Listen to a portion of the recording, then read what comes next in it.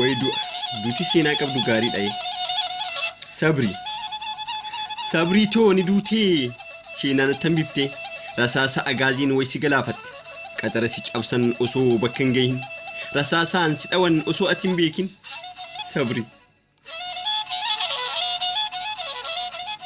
hirribumaa ka'een du'atee dhagaye madhumaan na citee garaatu nanay ijitiyya lamaaniin imimmaan harca'ee maal godha garuu homaan taru boo'ee jaannata siif haa kennu sabritoo sabriiniyyee.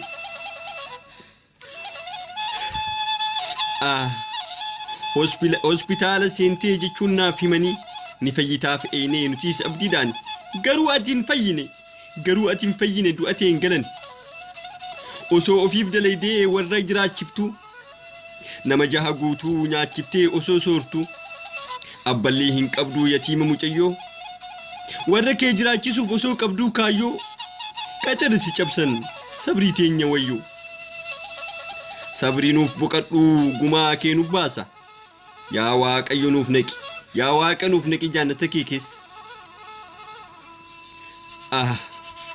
Barreessituun Sirkannaan Ahmad kan dubbise garuu an obsan tama.